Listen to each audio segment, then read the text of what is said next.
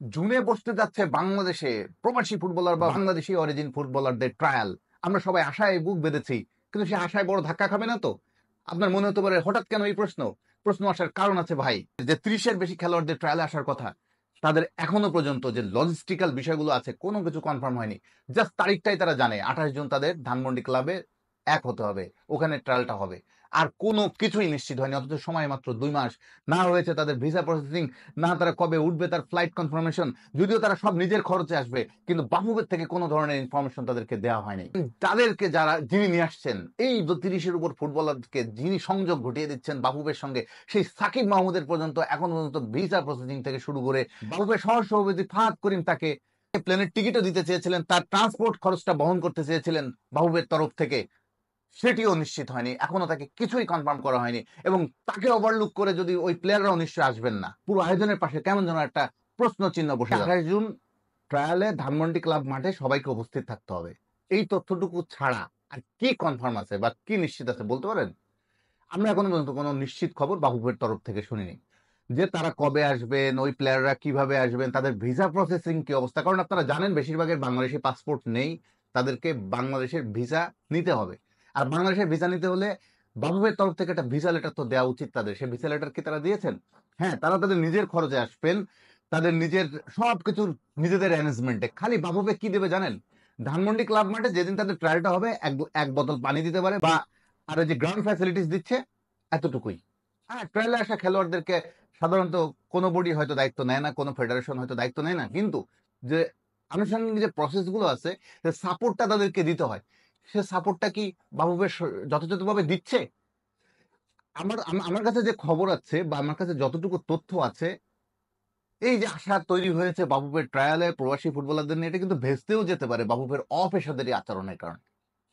শুধুমাত্র বাফুফের অপেশাদারী আচরণের কারণে এই টোটাল অ্যারেঞ্জমেন্টটা কিন্তু ব্যাঘাত ঘটতে পারে, এবং আমাদের আশার পালে একটা ধাক্কা লাগতে পারে। খুবই অবাক হবেন শুনে, বাফুফের জন্য যে মানুষটি এত কিছু অ্যারেঞ্জ করে দিচ্ছে, যে প্রবাসী ফুটবলারদেরকে এক বিন্দুতে মেলাচ্ছে, বাফুফের সঙ্গে সংযোগ ঘটিয়ে দিচ্ছেন, সেই ডেনমার্ক প্রবাসী সাকিব মাহমুদের ভিসা প্রসেসিং থেকে শুরু করে কোনো কিছুই বাফুফে তার অ্যারেঞ্জমেন্টের কোনো কিছু কনফার্মেশন এর সঙ্গে সরাসরি সাকিব মাহমুদের কোনো যোগাযোগ হচ্ছে না, অফিসিয়ালিও কোনো যোগাযোগ হচ্ছে না সাকিব মাহমুদের সঙ্গে। যে মানুষটি এত কিছু অ্যারেঞ্জ করে দিচ্ছে, সারা বিশ্বের সব প্রবাসী ফুটবলার বা বাংলাদেশি অরিজিন ফুটবলারদেরকে এক পয়েন্টে মেলাচ্ছেন অনলি ফর বাংলাদেশ, সেই মানুষটির সঙ্গে বাফুফের কোনো অফিসিয়াল যোগাযোগ নেই। এটা একটু অবাক হয়ে লাগবে শুনতে, যে এত কিছু করছে তার সঙ্গে বাফুফের যোগাযোগ হবে না। আসলে যোগাযোগটা হচ্ছে মূলত ভাইস প্রেসিডেন্ট ফাহাদ করিমের সঙ্গে। ফাহাদ করিমের সঙ্গেই মূলত সাকিব মাহমুদের যোগাযোগ কথাগুলো গত কয়েক মাস ধরে হচ্ছে। এই দুজন ব্যক্তিই মূলত এই সব চেষ্টাটা করছেন, এই প্রচেষ্টাটা তাদের দুজনেরই। এটার কোনো অফিসিয়াল ফরমেশন বা অফিসিয়ালি কোনোভাবে মুভ হচ্ছে না, এটা আনঅফিসিয়ালি দুজন পার্সোনাল লেভেলেই যোগাযোগ করে বিষয়টা অ্যারেঞ্জ করছে। তো সাকিব মাহমুদকে থ্যাঙ্কফুলি ফাহাদ করিম বলেছেন যে আপনার যে ট্রাভেল এক্সপেন্স, যেহেতু এতগুলো মানুষ এতগুলো ফুটবলারকে নিয়ে আপনি সারা বিশ্বের থেকে এক বাংলাদেশি অরিজিন ফুটবলারকে এক জায়গায় এনে বাংলাদেশের বাফুফের ট্রায়ালে তিনি নিয়ে আসবেন। তো সাকিব মাহমুদ না এলে ওই ফুটবলাররা কিন্তু আসবেন না, কারণ ওই ফুটবলারগুলো সাকিব মাহমুদের সঙ্গে কানেক্টেড। সবাই ওই ফুটবলাররা সবাই যার যার মতো অনেক জায়গায় এস্টাবলিশড, তারা খুবই ভালো সিস্টেমে বেড়ে উঠেছে, উন্নত দেশে বসবাস করেন, তাদের কোনো জীবনযাপন আর্থিক সুবিধা কোনো কিছুর অভাব নেই, ঘাটতি নেই। তাহলে তারা কেন বাংলাদেশের মতো একটা উন্নত ফুটবল দলের জন্য তারা খেলতে চাইছেন? এখানে সাকিব মাহমুদ একটা গুরুত্বপূর্ণ ভূমিকা রেখেছে।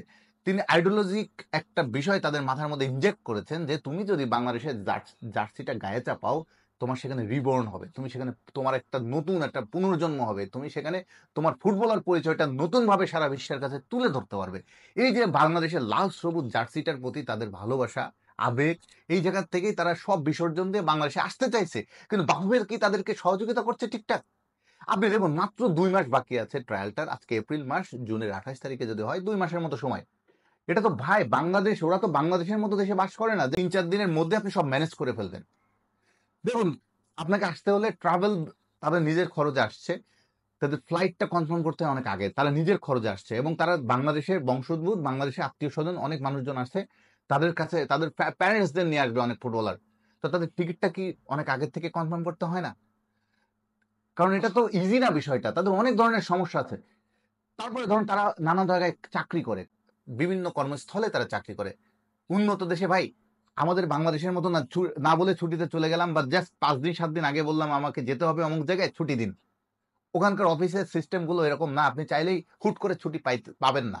তো সেখানে তাদেরকে ছুটি চেতে হয়, অনেকে আবার অনেক আগের থেকে ছুটি চেতে হয়, মিনিমাম 2 মাস 3 মাস আগে থেকে সিস্টেমে অ্যাপ্লিকেশন করতে হয়। তারপরে সেই অ্যাপ্লিকেশনটা অ্যাপ্রুভড হয়, সে অ্যাপ্রুভড হওয়ার পর তারা তারপরে ছুটি পান। এই ছুটিটা ম্যানেজ করতে হয়। অনেকে আবার এডুকেশন আছে, পড়াশোনা করছেন, সে সময় এক্সাম টাইম। তো স্কুলের পরীক্ষার স্ট্রেস নিবে নাকি বাফুফের ট্রায়ালের স্ট্রেস নিবে? এত স্ট্রেস তাদের দিতে হবে কেন? এত প্রেশার নিয়ে তারা ট্রায়াল দিতে আসবে বাংলাদেশের জন্য? এত এত এত সমস্যা সংকট নিয়ে তারা, এত ঝামেলা নিয়ে তারা বাংলাদেশে ট্রায়াল দিতে আসবেন? তাদেরকে আমরা কি একটু কমফোর্ট দিতে পারি না? আবার দেখুন, অনেকের পাসপোর্ট নেই, তো ভিসা প্রসেস করার জন্য আপনার বাফুফের তো একটা ভিসা লেটারও দেওয়া উচিত, যাতে তাদের ভিসা প্রসেসটা অনেক স্মুথ হয়। দেখেন 2 মাস আগে এখনো পর্যন্ত তাদের ভিসা প্রসেসিং শুরু হয়নি।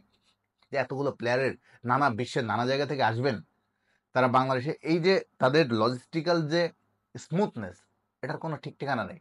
সাকিব মাহমুদ খুব দুঃখই পেয়েছেন তিনি, কারণ গত 3 মাস ধরে এই লোকটা এত চেষ্টা করছে, কিন্তু তাকে এখনো পর্যন্ত ঠিকঠাক আশ্বস্ত করা হয়নি তিনি আসলে কবে তার ফ্লাইটটা হবে, কবে তার ভিসা প্রসেস তিনি শুরু করতে পারবেন। এমনকি তিনি যেখানে চাকরি করেন সেখানে তিনি এখনো ছুটির অ্যাপ্লিকেশন পর্যন্ত করতে পারেননি।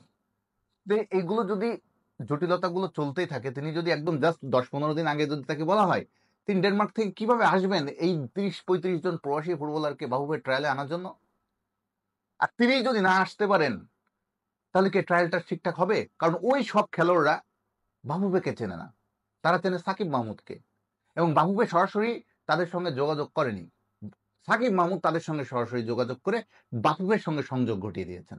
এখন বাফুফে যদি মনে করে সাকিব মাহমুদ খুব হাইলাইটেড হয়ে যাচ্ছেন, সাকিব মাহমুদ খুব বেশি প্রমোটেড হয়ে যাচ্ছেন, আমরা তাকেও আমার তাদের দরকার নেই, আমরা সাকিব মাহমুদকে ওভারলুক করে ওই খেলোয়াড়দের সঙ্গে, যেহেতু লিস্টটা আমাদের কাছে চলে এসেছে, আমরা আমরা পার্সন বাই পার্সন কন্ট্যাক্ট করে সেই খেলোয়াড়দেরকে বাংলাদেশের ট্রায়ালে আনবো, এটাও কিন্তু ভুল। ওই খেলোয়াড়গুলোকে ট্রাস্ট করে সাকিব মাহমুদকে, ওই খেলোয়াড়গুলো চেনের সাকিব মাহমুদকে। এই যে আরিয়ান রাহিম, কারিম স্মিথ, আমির সামি, এই যে প্লেয়ারগুলোর নাম শুনছি, এবং কিছুদিন পরে খুব আমরা আশাবাদী হয়ে হচ্ছে এ ধরনের ভালো মানের ফুটবল যদি বাংলাদেশে আসে।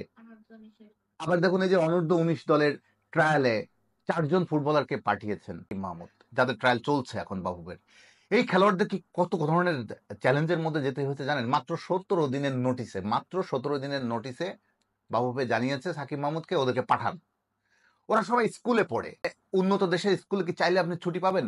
তারপর তাদের লজিস্টিক্যাল ইস্যু আছে, প্লেনের টিকিট কাটা, তাদের নিজের খরচে আসবে, তার প্যারেন্টস গুলো আসতে হবে, তাদের প্যারেন্টসরা নিশ্চয় বিভিন্ন জায়গায় চাকরি করে, বিভিন্ন কর্মসংস্থান আছে তাদের। হুট করে বাবুবে বললো চলে আসেন, আপনারা দূর দিয়ে চলে আসলো, এটা জিনিসটা উন্নত বিশ্ব থেকে আসা এত সহজ? তাদের অনেক প্রসেসের মধ্যে যেতে হয়, কিন্তু সাকিব মাহমুদ এরপরও ওই চ্যালেঞ্জটা নিয়েছেন। ওই ছেলেগুলো এসেছে, ওই 4টা ছেলে, এবং তারা ট্রায়াল দিচ্ছে, অনেক অনেক চ্যালেঞ্জের মধ্যে ট্রায়াল দিচ্ছে, তবুও তারা হ্যাপি, তাদের ট্রায়াল খুব ভালোভাবেই চলছে। এবং তারা এই বাংলাদেশে এই বর্তমান যে গরম, এই গরমের সঙ্গে তারা অভ্যস্ত না। অনেক কেউ ইউকে থেকে, কানাডা থেকে, ওসব দেশের শীত প্রধান দেশ, সেখানে এসে বাংলাদেশের মতো এইরকম গরম একটা উষ্ণ দেশে এসে তারা ট্রায়াল দিচ্ছে। এবং বাচ্চাগুলোকে দেখুন কোথায় রেখেছে, ওই আন্ডার 17 প্লেয়ারদের এমন জায়গায় রাখা হয়েছে। জাস্ট একটা ছবি দেখলাম, ছবিটা দেখে আমার খুব অদ্ভুত লাগলো, একটু কেমন লাগলো, বাংলাদেশের এই হচ্ছে হতদরিদ্র ফুটবল সিস্টেম, তারা কোথা থেকে এসেছে দেখুন, আর তারা কোথায় থেকে এখন ট্রায়াল দিচ্ছে, তবুও তাদের কোনো সমস্যা নেই। তারা এই ধরনের কষ্ট স্বীকার করতে কোনো তাদের সমস্যা নেই। তাদের একটাই স্বপ্ন, তারা লাল সবুজ জার্সি বাংলাদেশে গায়ে তুলতে চায়। কিন্তু লাল সবুজ জার্সি তোলার জন্য তাদেরকে একটু কমফোর্ট দেওয়াও তো আমাদের দায়িত্ব, বাবুবের পেশাদারি আচরণ করাও তো এখন দায়িত্ব।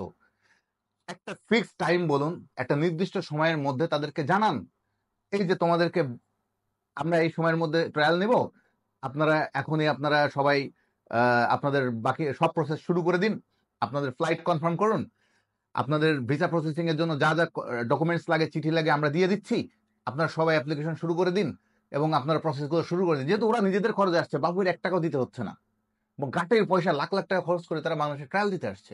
বাবুপের পক্ষ থেকে তারা চাই লজিস্টিক্যাল সাপোর্টটা, ডকুমেন্টের যে বিষয়গুলো থাকে সেগুলো সাপোর্ট, এবং তাদেরকে অ্যাসিওর করা যে আপনারা এই টাইমে আসবেন, আপনারা এই সময় ট্রায়ালটা দিয়ে চলে যাবেন। করিম তিনি খুবই ভালো উদ্যোগ নিচ্ছেন, এটা অবশ্যই তাকে সাধুবাদ যোগ্য, তিনি খুবই ভালো কাজ করছেন, মাচ অ্যাপ্রিসিয়েটেড একটা কাজ করছেন। তাকে আমরা দেখছি প্রবাসী ফুটবলারদের নিয়ে বিভিন্ন জায়গায় বিভিন্নভাবে তিনি বিবৃতি দিচ্ছেন, তথ্য দিচ্ছেন, কিন্তু একা ফাহাদ করিমের পক্ষে তো এই বিশাল অ্যারেঞ্জমেন্ট সম্ভব না। পুরো বাফুফেকে তো এখানে ইনভলভ হতে হবে। বাংলাদেশ ফুটবল ফেডারেশনের সাপোর্টটা দরকার এবং অফিসিয়ালি এবং ফর্মালি। এখানে কোনো পার্সোনাল বিষয় না, এটা হচ্ছে একটা দেশের বিষয়, এটা আমাদের জাতীয় বিষয়। তো জাতীয় বিষয়ে দুজন ব্যক্তির একটা জিনিসকে মেক টু হ্যাপেন করা খুব ডিফিকাল্ট।